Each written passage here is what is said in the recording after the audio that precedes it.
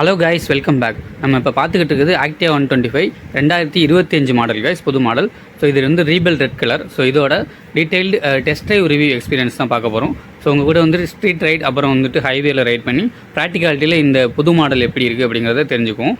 அப்போது புதுசாக technology and ஃபீச்சர்ஸ்லாம் கொடுத்துருக்காங்க, அதுவுமே எப்படி யூஸ்ஃபுல்லாக இருக்கா இல்லையா அப்படிங்கிறதையும் நோட் பண்ணி பார்க்கலாம் கைஸ். ஃபஸ்ட் நம்ம ஸ்கூட்டரில் உட்காந்துட்டோம். இதோட சீட் ஹைட் வந்துட்டு 712 715 mm சொல்லியிருக்காங்க. ப்ராக்டிகாலிட்டியே ஓகே தாங்க கைஸ். நீங்கள் ஈவன் எல்டர் பர்சன் இல்லைனா லேடிஸ் இல்லைனா யங்ஸ்டர் யார் வேணாலும் நீங்கள் வந்து ரைட் பண்ணலாம். ஸோ இது கூடவே வந்துட்டு டிஎஃப்டி டிஸ்பிளே இந்த தடவை கொடுத்துருக்காங்க. ஸோ உங்களுக்கு வந்துட்டு நிறைய பேத்துக்கு தெரியும், ஒரு லைட் சோர்ஸ் வந்துட்டு இந்த ஸ்கூட்டரில் மீட்டரில் பட்டுச்சுன்னா உங்களுக்கு லைட் தீமாகவும், லைட் சோர்ஸ் படலைன்னா உங்களுக்கு டார்க் தீமாகவும் மாறிக்கும். இந்த ஆக்டிவா 125 டிஸ்க் மாடல் இருக்குது. ஆக்சுவலாக 2 வேரியன்ட்ஸ் இருக்குது. டிஸ்க் மாடல் ஒன்று வந்துட்டு, அப்புறம் அச்சி ஸ்மார்ட் வேரியன்ட். இந்த டிஸ்க் வேரியண்ட்டில் வந்து கனெக்டிவிட்டி ஃபீச்சர்ஸ் கிடையாது, ஒன்லி அச்சி ஸ்மார்ட் வேரியண்ட்டில் மட்டும் தான் இருக்குது. நம்ம இதை பற்றி ஒரு ரிவ்யூ வீடியோ போட்டிருக்கோம், நம்ம சேனலில் ஆல்ரெடி இருக்கும், பார்த்துக்குங்க. அண்ட் இந்த மீட்டர் விசிபிலிட்டியை பொறுத்தவரை நான் இப்போ வந்துட்டு டார்க் தீமில் வச்சுருக்கேன். நிறைய யூடியூப் வீடியோஸில் வந்துட்டு உங்களுக்கு பிரைட்டராக அதுக்கப்புறம் வந்து லைட் தீமில் வச்சு போட்டிருக்காங்க. ஆஸ் எ யூஸராக நான் வந்துட்டு டார்க் தீமில் எப்படி இருக்குது அப்படிங்கிறது உங்களுக்கு சொல்கிறேன். இந்த மீட்டரோட டிசைனை பொறுத்தவரை சப்ஜெக்டிவ் தான், மற்றபடி பேசிக் டீட்டெயில்ஸ் எல்லாமே கொடுத்துருக்காங்க. சர்ப்ரைசிங்லி இந்த தடவை வந்துட்டு உங்களுக்கு ஆர்பிஎம் இண்டிகேட்டர், அதாவது டேக்கோமீட்டரும் இந்த ஆக்டிவா 125 இப்போ தான் கொடுத்துருக்காங்க. ஆக்சுவலாக மற்ற சில ஸ்கூட்டர்ஸ் என்டார்க்கு இல்லை ஆக்சஸ் 125 இது மாதிரி நிறைய ஸ்கூட்டரில் இருக்குது. ஸோ இப்போ வந்துட்டு வண்டியை ஸ்டார்ட் பண்ணிட்டோம். இனிஷியலாகவே அந்த ஆர்பிஎம் இண்டிகேட்டர் காமிக்கிது பார்த்தீங்களா. ஸோ இது வந்துட்டு பைக்கில் மோஸ்ட்லி யூஸ் ஆகும். ஆக்சுவலாக நீங்கள் இதையும் நோட் பண்ணிக்கலாம். இனிஷியல் பிக்கப்புமே நல்லா இருந்துச்சு கைஸ். ஒரு 125cc பொறுத்தவரை இது வந்துட்டு OBD 2B வேரியண்ட்டில் வந்துட்டு அப்டேட் பண்ணி கொடுத்துருக்காங்க இந்த இன்ஜினை. இதோட மைலேஜ் ஆஸ் எக்ஸ்பெக்டட் வந்துட்டு உங்களுக்கு 45 km/லிட்டர் வந்து தரும். ஆஸ் யூஸ்வல் அந்த ரிஃபைன்மெண்ட்டும் இன்ஜின் ஸ்மூத்னஸுமே ஆக்டிவா 125 ஹோண்டாக்கிட்ட வந்து சூப்பராகவே இருக்குது. நெக்ஸ்ட்டு ஃபஸ்ட்டு ஸ்ட்ரீட் ரைடுக்குள்ளே ஓட்டி பார்ப்போம். இது மாதிரி ஷார்ப்பான ஒரு மேடு பள்ளம் அண்டு இந்த மாதிரி ஸ்பீட் பிரேக்கர்ஸில் விடுறப்பமே உங்களுக்கு ஃப்ரண்ட் சஸ்பென்ஷன் இனிஷியலாகவே கொஞ்சம் ஸ்டிஃபராக தான் எனக்கு ஃபீல் ஆச்சு. சஸ்பென்ஷனை பொறுத்தவரை எந்த சேஞ்சும் பண்ணல ஹோண்டா. நெக்ஸ்ட்டு வந்துட்டு ஹேண்ட்லிங்கை பொறுத்தவரையுமே ஆஸ் யூஸ்வல் ப்ரீவியஸ் வெர்ஷனில் என்ன இருந்துச்சோ அதே தான். 107 kg இந்த ஆக்டிவா 125 பில்ட் பண்ணியிருக்காங்க. ரொம்பவே சூப்பராக இருந்துச்சு. நீங்கள் ஆஸ் யூஸ்வல் எல்டர் பர்சன் இல்லை லேடிஸ் இல்லைனா ஜென்ட்ஸ் எல்லாருமே யூஸ் பண்ணலாம். ஸோ இது மாதிரி டேர்னிங்கு, அதுக்கப்புறம் வந்து இந்த மாதிரி cement road condition, street ride, இந்த மாதிரி டே டு டே லைஃபுக்கு வந்து தாராளமாக நீங்கள் எடுத்துகிட்டு போகலாம். அண்ட் உங்களுக்கு வந்து எக்கானமி ஸ்பீட் லிமிட்ஸ்னு டாப் லெஃப்ட் கார்னரில் காமிச்சிரும் இந்த ஸ்கூட்டரை பொறுத்தவரை, இந்த மீட்டர் அசம்பிளியை பொறுத்தவரை. ஸோ அதுலேயுமே நீங்கள் அந்த எக்கானமி ஸ்பீட் லிமிட்ஸ் க்ரீன் கலரில் வச்சு நீங்கள் ரைட் பண்ணுறப்போ உங்களுக்கு தாராளமாக 45 தரலாம். ஹைவேஸில் மோஸ்ட்லி இதை ப்ரிஃபர் பண்ணுறப்போ மேபி 48 அந்த மாதிரி தரலாம் கைஸ். அதுவுமே நல்லா இருக்குது. அண்ட் ஸ்பீட் பிரேக்கர்ஸ்லையுமே ஈஸியாக ஹேண்டில் பண்ணிச்சு. 162 mm கிரவுண்ட் கிளியரன்ஸ் கொடுத்துருக்காங்க. அதுவுமே ஓகே தான், நீங்கள் ஸ்க்ரீனில் கூட பார்ப்பீங்க. மேடு பள்ளங்கள்லாம் விடுறப்போ லைட்டான இம்பாக்ட் வந்துட்டு உங்களுக்கு ஹேண்டில் பாரில் ஃபீல் ஆகுது. நெக்ஸ்ட்டு இந்த இதில் வந்துட்டு மீட்டர் ஆக்சஸ் பண்ணுறதுக்கு உங்களுக்கு லெஃப்ட்டில் ஜாய்ஸ்டிக் அந்த டோகுல் பட்டன் அதுவுமே கொடுத்துருக்காங்க. மல்டி ஃபங்க்ஷன் சுவிட்ச் அதுவுமே நல்லாயிருக்கு. ரைட் சைடில் வந்துட்டு டிஸ்க் மாடல் அப்புறம் அச்சி ஸ்மார்ட் வேரியன்ட் ரெண்டுத்துலையுமே உங்களுக்கு ISS ஸ்விட்ச் கொடுத்துருக்காங்க. அட்வான்ஸ்டு ஐடியல் ஸ்டாப் சிஸ்டம் அதுவுமே கொடுத்துருக்காங்க. நெக்ஸ்ட் இந்த மாதிரி மேடு அதில் மாதிரிலாம் ஏற்றுறப்ப ஸ்லோப்லலாம் ஏற்றுறப்புமே ஓரளவுக்கு புல்லிங் பவர் ஓரளவுக்கு டீசெண்டான ஒரு டார்க் இருந்துச்சு கைஸ். ஸோ வந்து சிட்டியில் யூஸ் பண்ணுறதுக்கும் ஸ்ட்ரீட் ரைடு அதுக்கப்புறம் ஹைவேஸ் 3க்குமே ஆப்டாக செட் ஆகும். நீங்கள் ஒரு 6 அடி ஆள் அதுக்கு குறைஞ்சி இருந்தீங்கன்னா நீங்கள் வந்துட்டு டெஸ்ட்டை வந்துட்டு நியர்பை ஷோரூமில் விசிட் பண்ணி ஒரு தடவை பார்த்துக்குங்க, உங்களோட பெட்டர் எக்ஸ்பீரியன்ஸை கொஞ்சம் கேதர் பண்ணுறதுக்காக. ஸோ நீங்கள் 6 foot பர்சனும் தாராளமாக இதை ரைட் பண்ணலாம். நெக்ஸ்ட்டு வந்துட்டு ISS ஸ்விட்ச் ஒன்று சொன்னீங்களா, இது மாதிரி ஸ்லோப்பில் இது மாதிரிலாம் போகிறப்போ பிலோ 20 km இல்லைனா 15 km ஸ்பீடில் இருக்கப்போ அது வந்து ஆக்டிவேட் ஆகிரும். நீங்கள் அது எனக்கு தெரிஞ்சு இக்னிஷன் ஆஃப் ஆகிரும். அந்த ஸ்விட்சை ஆனில் வச்சு கொஞ்சம் தூரம் 1 or 2 km ஓட்டுற கண்டிஷனில்.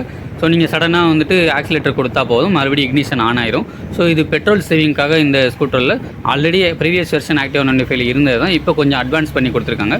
ஸோ நீங்கள் ஸ்க்ரீன்லேயே பார்க்குற மாதிரி அட்வான்ஸ்டு ஐடியல் ஸ்டாப் சிஸ்டம் அதுவுமே கொடுத்துருக்காங்க. மற்றபடி இந்த ஹோண்டாவில் வந்துட்டு ஹோண்டா ரோட் சிங்க்னு ஒரு ஆப் இருக்குது. அது வந்து கனெக்டிவிட்டி ஃபீச்சர்ஸ்லாம் இருக்கும். அது வந்து அச்சி ஸ்மார்ட் வேரியண்ட்டில் ஒன்லி தான் அது வந்து கனெக்ட் ஆகும். மற்றபடி இந்த நார்மல் யூசேஜுக்கு டே டு டே லைஃப் அப்புறம் சிட்டி டிராஃபிக் இது மாதிரிலாம் யூஸ் பண்ணுறப்போ அந்த ISS டெக்னாலஜி வந்து ரொம்பவே யூஸ்ஃபுல்லாக இருக்கும். இது ஆல்ரெடி ப்ரீவியஸ் ஜென்ரேஷன் ஆக்டிவா 125 அதுக்கப்புறம் மற்ற ஒரு சில பிராண்ட்ஸ்லையுமே இருந்த ஒரு டெக்னாலஜி தான்.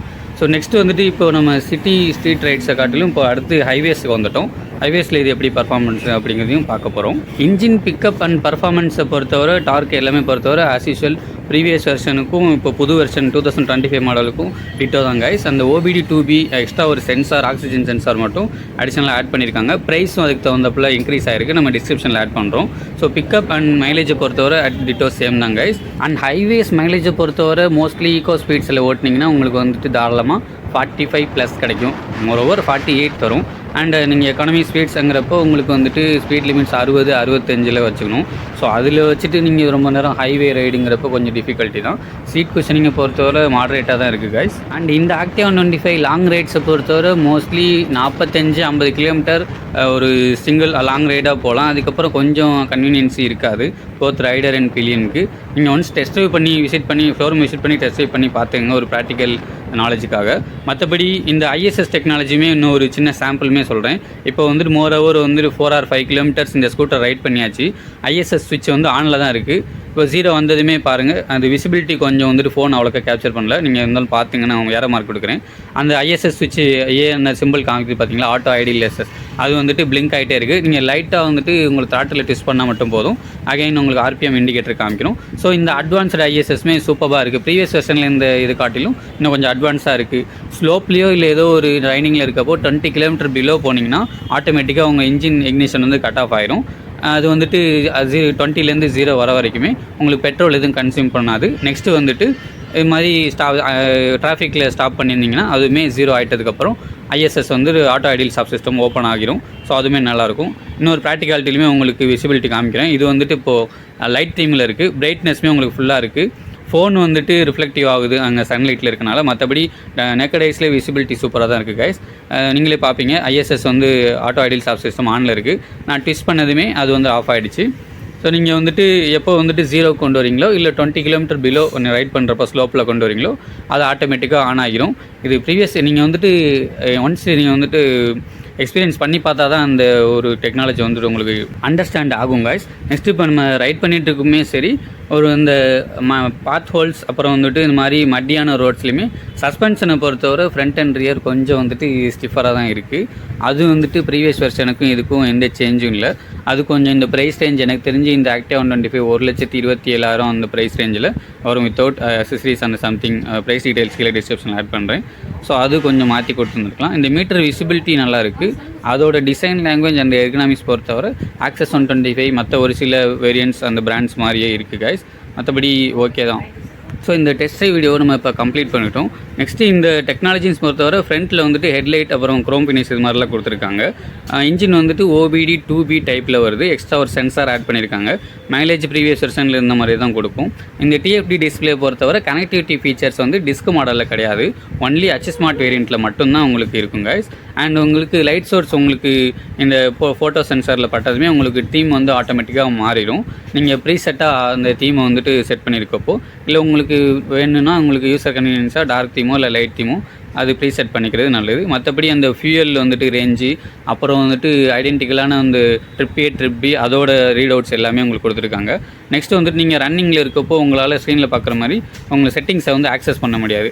அதுவுமே ஒரு ரைடருக்கு சேஃப்டி கன்வீனியன்ஸாக கொடுத்துருக்காங்க. நீங்கள் எப்போ வந்துட்டு உங்கள் ஸ்கூட்டரை 0 கொண்டு வரீங்களோ அப்போ தான் வந்து செட்டிங்ஸில் ஆக்சஸ் பண்ண முடியும். ஸோ அதுவுமே ஒரு சேஃப்டி மெஷராக இருக்குது. நெக்ஸ்ட்டு இந்த ஸ்கூட்டரை அந்த மீட்டரை வந்துட்டு ஹேண்டில் பண்ணுறதுக்கு உங்களுக்கு ஜாய்ஸ்டிக் அந்த மல்டி ஃபங்க்ஷன் சுவிட்சுமே கொடுத்துருக்காங்க. அந்த சுவிட்சோட குவாலிட்டி எனக்கு தெரிஞ்ச ஆவரேஜாக தான் படுது. பிரேக்கிங் ஏற்கனவே சொல்கிற மாதிரி ஃப்ரண்ட்டில் வந்துட்டு டிஸ்க் பிரேக் ஆப்ஷன் கொடுத்துருக்காங்க. 12 inch வீலு, அது வந்துட்டு CBS ஆப்ஷனோட வருது. ரியரில் உங்களுக்கு இன்னுமே 130 mm ட்ரம் பிரேக்ஸ் தான் கொடுத்துருக்காங்க. அலாய் வீல்ஸ் இந்த சென்ஸ் 12 inch வீல் வந்துட்டு ஹேண்ட்லிங்க்கு நல்லாவே இருக்குது. பட் சஸ்பென்ஷனை பொறுத்தவரை ஸ்டிஃபர் இந்த செக்ஷன் கொஞ்சம் ஸ்டிஃபராக தான் ரியர் வீல் சஸ்பென்ஷனுமே உங்களுக்கு ஃபீல் ஆகுது. அண்ட் ஃபைனலாக எலக்ட்ரிக்கல்ஸ்னு பொறுத்தவரை ஹெட்லாம்ப்ஸ் இந்த தடவை புதுசாக கொடுத்துருக்காங்க வித் குரோம் ஃபினிஷ் செட்டப்போட. அதோட பவர் அவுட்புட்மே ப்ரீவியஸ் வெர்ஷனை கம்பேர் பண்ணுறப்போ இன்னும் கொஞ்சம் கூடுதலாக நல்லா பண்ணியிருக்காங்க. நீங்களே ஸ்க்ரீனில் பார்ப்பீங்க. அந்த வாலுக்கும் வந்துட்டு நம்ம ஸ்கூட்டருக்கும் ஒரு 8 அடியிலேருந்து 10 அடி கேப் இருக்கும்.